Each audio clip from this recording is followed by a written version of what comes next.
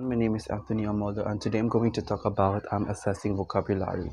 So first, let me ask you a question: how important the vocabulary is for a person with when having a conversation?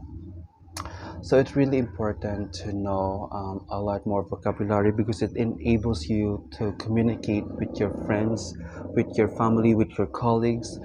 But not only that, you can also able to communicate with foreigners. With the metacognitive ability, you can able to form a holistic conversation among people.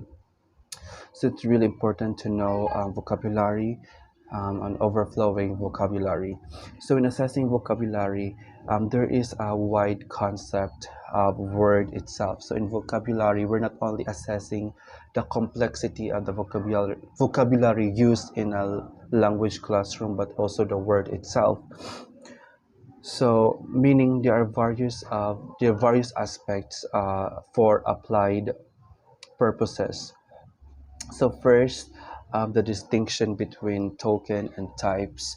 So when we say token, it is, we count the words regardless how many times it was repeated. Conversely, when we say types, so these are the words repeated many times, but only counted as one. But only that will be only counted as one. Um, Now, let me ask you, do you consider the articles like, do you consider articles, propositions, pronouns, or auxiliaries or words? Like, for example, the articles like the or on or the preposition on, in, or at, or or the auxiliaries are or is. So these refer to as a function words, um, function forms or function words, um, or commonly known as a grammar of the language. So unlike with content words like nouns or verbs or adjectives, so they have meaning even they have isolated. So meaning so when we assess vocabulary, essentially when we assess vocabulary, it is the content that we focus on. So in vocabulary studies, the base and inflective forms are collectively known as lemma. When we say inflective words, so these are the change of words, usually with addition in the end.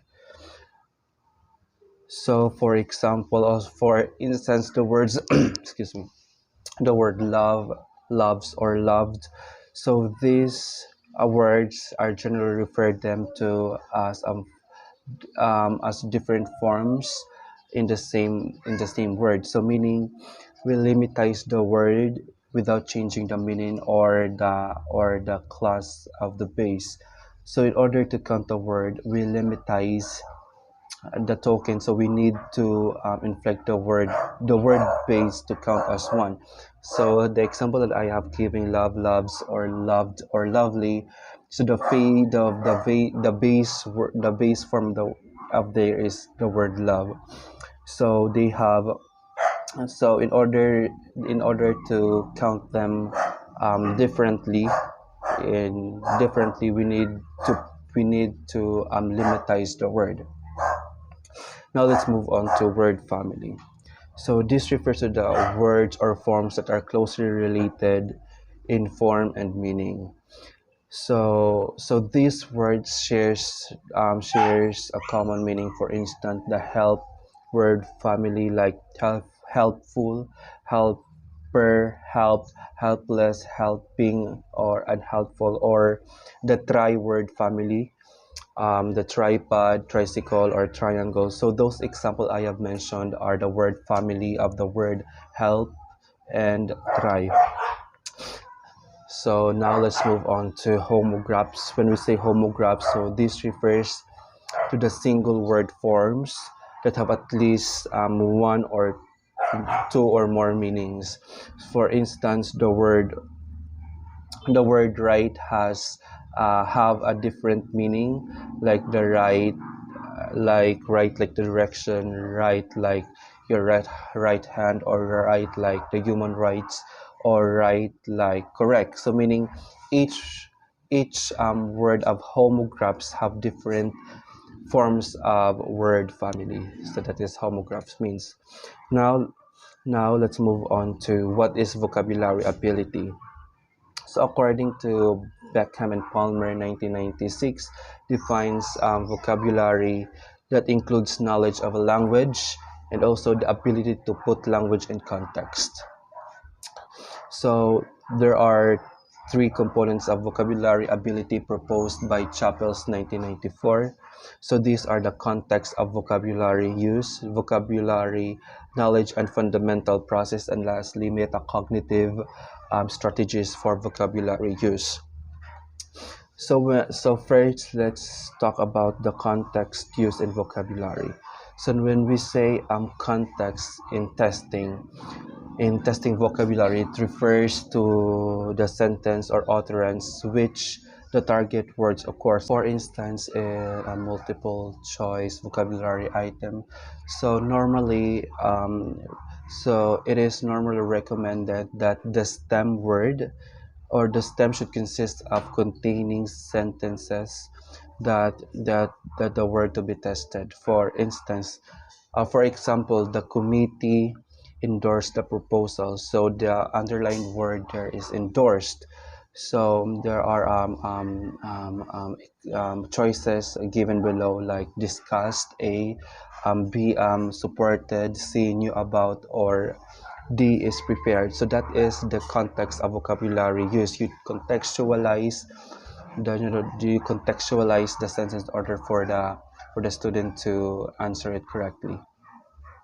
So now let's move on to the vocabulary knowledge and fundamental process. So so in this section there are four dimensions of this component. First is vocabulary size. Second is the knowledge of words characteristics. Third is lexicon organization, and lastly is a fundamental vocabulary process. So first, vocabulary size. So this refers to a person who have a wide range of vocabulary. So this is a very um, commonly observed, in native English speakers, wherein they have an overflowing of vocabulary when they speak, when they write, because essentially it is their first language. Conversely, um, non-native English speakers or or English second English language speakers, the vocabulary used are more modest, are more limited compared to native English speakers. Second is knowledge of words characteristics. So this is about understanding of a particular context, um, that particular particular lexical items that may range from vague to precise. So some people may confuse about same words because they have the same features. Like for example, the words affects or effects, or quiet or quiet. So this is commonly mistaken, not also in non-native English speakers, but also with native English speakers. Third is lexicon organization. So this is about the words and lexical items that are stored in the brain. So growing up, so when we are growing up, there are vocabulary words that are instilled in our brain that we can use it, in conversation. So that is a lexical organization.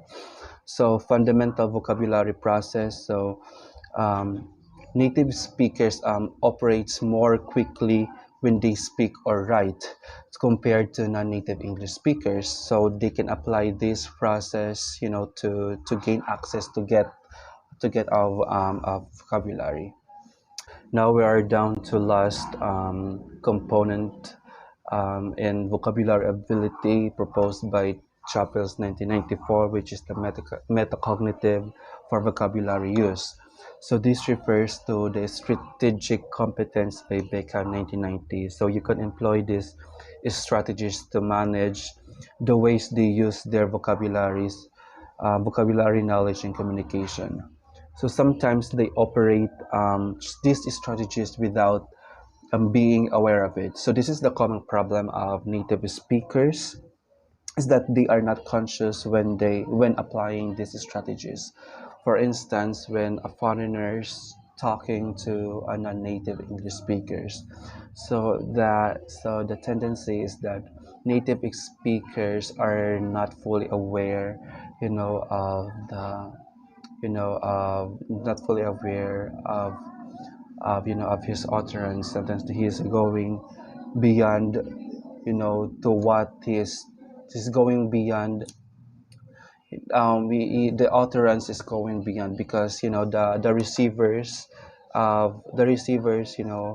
are not familiar with the intricacies of the English language, not familiar with slang. So so in this section, it is really important, to be aware of who you are talking to, especially in the context wherein you should be aware of the use of vocabularies when conversing people, especially with non-native speakers. So so that's the end of my presentations. I hope you learned something from this. So the next reporters would discuss the remaining chapters for assessing vocabularies. Thank you and have a great day. So let's go to chapter 5, which is the vocabulary test, the four case studies. So these are the voluntary level test, the Eurocentris vocabulary size test or EVST, and the vocabulary knowledge scale, and the last is the test of English as a foreign language or TOEFL. So these four have been chosen because they are widely known and reasonably well documented in the literature. And more specifically, there is a reason evidence available concerning their validity as assessment procedures and for their intended purpose. They also represent innovation in vocabulary assessment and serve to highlight interesting issues in test design. And despite the upsurge in second language vocabulary studies since in the early of 1980s, the design of tests that could function as standards instruments for research or other assessment purpose has been neglected area. And despite the upsurge in second language vocabulary studies since in the early of 1980s, the design of tests that could function as standard instruments or other assessment purpose has been neglected area. So as I mentioned earlier, the first two, which is the vocabulary level test and the Eurocentris vocabulary size test, which is or EVST, um, are both measure of vocabulary size, whereas the vocabulary knowledge scale is designed to assess depth of vocabulary knowledge. And lastly, the test of English as a foreign language is designed is considered the test of English as a foreign language or TOEFL, which is containing not a discrete vocabulary text, but rather a well-researched proficiency test battery that has incorporated vocabulary items in a variety of interesting ways throughout its history. So let's come to the first one, which is the vocabulary level test. The vocabulary level test was devised by Paul Nation at Victoria University of Wellington in New Zealand in 1980s. Moreover, in the absence of any more sophisticated measure, this is being used by the researcher that estimate the vocabulary size at the non-native speaking subjects. And Mira calls it the nearest thing we have to a standard test. It's vocabulary. So part of vocabulary level test is the design of test. So in design of test, the test is in five parts. The first 2,000 words, 3,000 words, 5,000 words. The university word level beyond 5,000 to 10,000 words. And the levels were defined by reference to the word proficiency frequency data in Thorndike and Lorges in 1994. In 1994 list with cross-checking against the general service list according to West 1953. So the inclusion of this level reflects the fact that the test was originally developed in the context of an intensive English course for international students preparing for university studies in New Zealand. In 1971, Campion and Ellie compiled a specialized list words for this level, which is based on a frequency count of words in university textbooks. And since Campion and Ellie excluded from their list words that occurred in the first 5,000 of Thorndike and Lorges list, and Nation located the university word level after the 5,000 word level in the test. So each level is intended to relate to specific vocabulary learning objectives. So according to Nation 1990, the 2000 and 3000 words level contain the high frequency words that all learners need to know to function effectively in English. The 5,000 word level represents the upper limit of general high frequency vocabulary, while the 10,000 word level covers more common lower frequency words of language. So, for instance, it is difficult for learners to read unsimplified text unless they know these words. Next is the validation part of design of the test. Um, Validation, given the widespread use and influence of the test, there has been surprisingly little research until recently to establish its validity. So one way to validate the test as a measure of vocabulary size is to see whether it provides evidence for the assumption on which it is based. Words that occur more frequently in the language are more likely to be known by learners than less frequent words. Now, go to the third case, which is the vocabulary knowledge scale, which is the VKS, or the vocabulary knowledge scale, is a generic instrument. Good day, everyone. My name is Norberto, and I will be discussing the assessing vocabulary. In this chapter, there are various considerations that influences the design of a discrete vocabulary test, and it will be reviewed here in this chapter. So, the discussion of vocabulary test design in the first part of this chapter is based on the framework of language test development presented by Bachman and Palmer's 1996 book, Language Testing Practice. And in the second part of this chapter, the practical perspective of development on the development of vocabulary test by means of two examples is offered. One looks at a preparation of classroom progress test, and the other describes the process by which developed the word associates format as a measure of depth vocabulary knowledge. So let's start to the test purpose. So following Bachman and Palmer's framework, an essential first step in language test design is to define the purpose of the test. It is important to clarify what test will be used because, according to testing theory, a test is valid to the extent that we are justified in drawing conclusions for its result. So, uh, there are three types of tests, and we'll be discussing also uh, the test purpose. So first we have the placement test.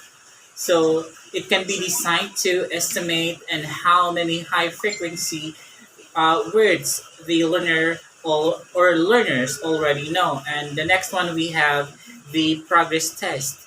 It assesses how well students have learned the words presented in the unit that they have presently studied in the course book. And the last one we have the achievement test. It is designed to assess how the learners have mastered a vocabulary skill and that they have been taught. Another important foundation for test validity is the defining of the construct we are intending to measure. So Backman and Palmer, 1996, state that there are two approaches to construct definition. The first one is the syllabus based, and the second one is the theory based. So a syllabus based definition is appropriate when a vocabulary assessment takes place within a course of study.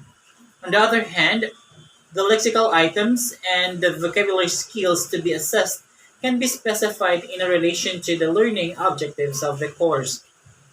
The test covers the vocabulary learning that the students are supposed to have achieved during the course and provides feedback on areas of weakness. This time, let's move on to the recognition and recall. So, recall is the mental search of information, whereas recognition is the mental familiarity with information. So, recognition here is means that the test takers are presented with the target word and are asked to show that they understand its meaning. Whereas in the case of recall, they are provided with some stimulus designed to elicit the target word from their memory. So the difference between being able to recognize the word when you are presented with it and being able to recall it when prompted to do so. So recognition and recall then represent aspects of vocabulary knowledge which can be assessed by selective and relatively context independent test items. The next one we have comprehension and use. So, when you say comprehension, it means that the learners can understand a word that they encounter in the context while listening or reading, whereas use means that the word occurs in their own speech or writing. So, to assess these aspects of vocabulary ability, adequately requires test tasks which are comprehensive and context dependent.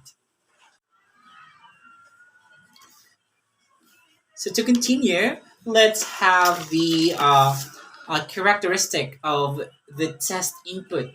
So let's have the selection of target words. So in the study of Nation 1990, he proposes that for teaching and learning purposes, a broad three-way division can be made into high frequency, low frequency, and specialized frequency. So the high frequency category in English consists of 2,000 word families, which form the foundation of the vocabulary knowledge that all proficient users of the language acquired. So these items figure prominently in the general word list compiled for use in language teaching. On the other hand, low frequency vocabulary as a whole is of much less value to learners.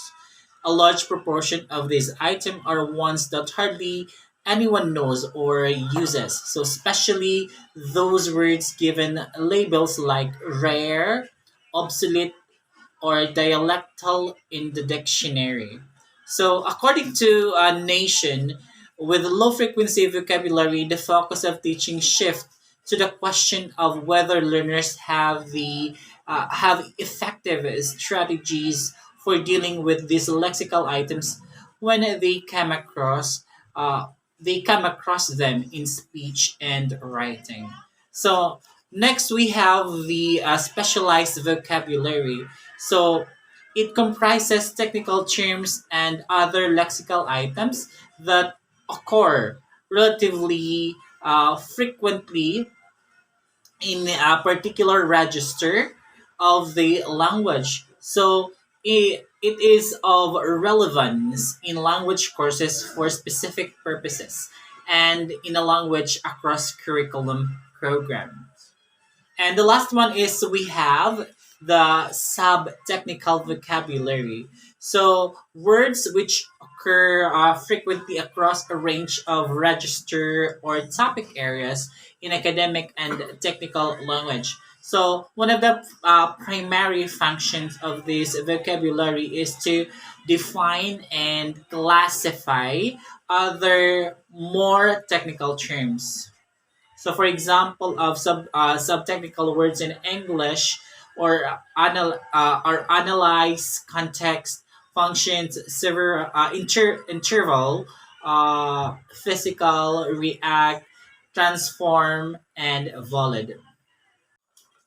So this time, let's move on to the presentation of words. So once a target word have been selected, there is often a decision to be made as to whether they should be presented to the test takers in isolation or in some form of context. So under the presentation of words, we have words in isolation.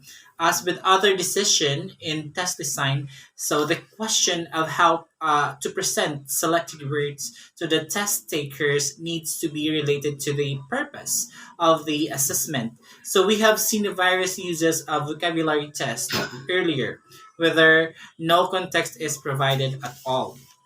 So, in a systematic vocabulary learning, students apply memorizing techniques to sets of target words and their meanings. So, they are assessed on their ability to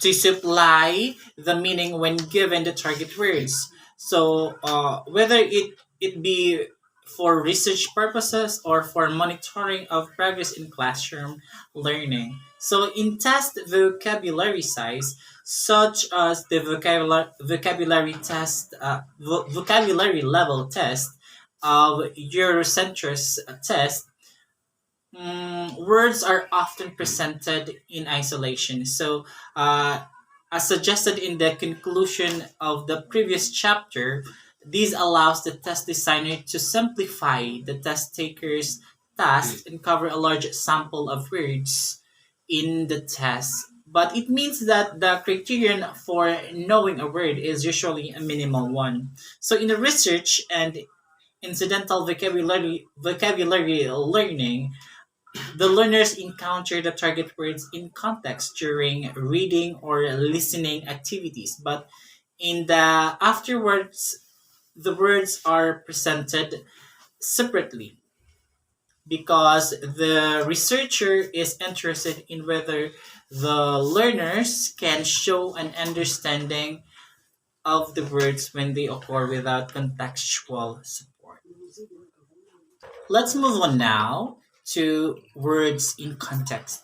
So, for other purposes, the presentation of target words in some context is desirable or necessary. So, in discrete selective tests, the context must most commonly consist of sentence in which the target word occurs. So, it can also be in a paragraph or a longer text containing a whole series of target words.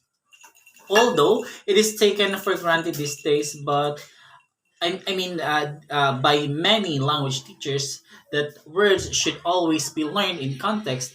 In designing vocabulary measure, it is important to consider what role is played by the context in assessment of vocabulary knowledge or ability.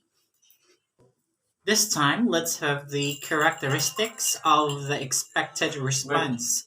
So we have self-report versus the the verifiable response. So in some testing situations, it is appropriate to ask the learners to assess their own lexical knowledge. So the purpose of the test is a major consideration in deciding whether self-assessment is appropriate. So it is not suitable in cases where it's not suitable in cases where significant decisions about learners are made on the basis of the test results, especially decisions which affect their future education or employment opportunities. So even in a low stakes testing situation where self report is used, it is desirable to have a means of verifying the test taker's judgment about their knowledge of the target words. So the inclusion of non-words in a checklist test is one method. So another approach to verification is found in a Test Your Own Vocabulary book for native speakers of English by Dyack of 1975. So Golden Nation and Reed 1990 adopted a similar procedure for the for the test that has devised for measuring the vocabulary size of the native speakers.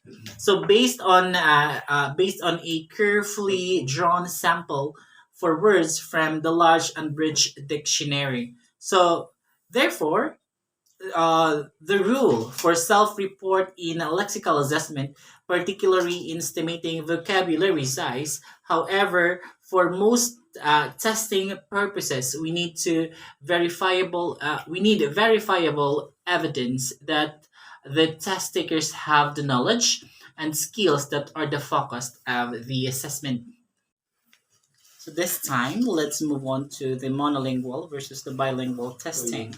So when you say monolingual test format, only the target language is used. However, when you say bilingual, it employs both the target language of the first language of the learners and the second language of the learner as well as the first language of the learner. So this aspect of test design involves more than just the characteristics of the expected response. So testing of very high frequency words monolingually is quite a challenge. So for object and actions that can be cleared, depicted, a picture identification or labeling format can be used. As an al- as an alternative way of testing very high frequency words, Notion 1993 has devised a format consisting of a series of true or false items. However, the format is still experimental in nature, and it remains to be seen whether it can be valid means of testing these very common words.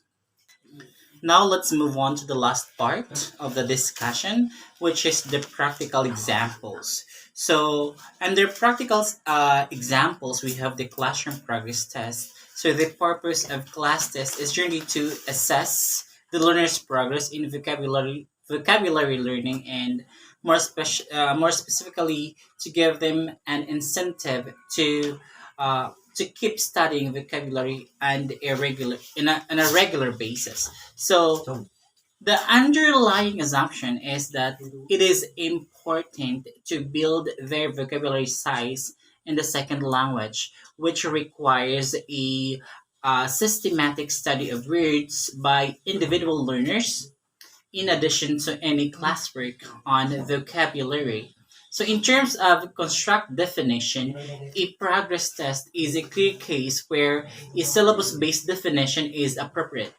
So there is an obvious tendency for teachers to choose test tasks according to how easy they are to prepare and to mark, but some consideration should be given to the relationship between the requirements of the test items and the learning objective of the class program. So with the class test, practical consideration loom large in the choice of test items. So when we have to write our own weekly test, we need items which are easy to prepare and can be marked in a short time. However, within these constraints, other factors should play a part in the choice of test tasks, in keeping with the design principles set out earlier in the chapter. So, some of the considerations by looking at the several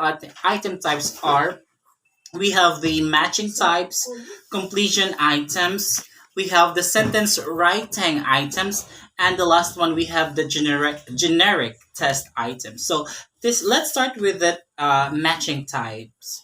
So the basic matching task requires learners to make a connection between target words and their synonyms or definitions. So as such, it is a recognition rather than a recall task. So, focusing on basic word meaning. So, the next one we have the completion items. So, completion or fill in the blanks.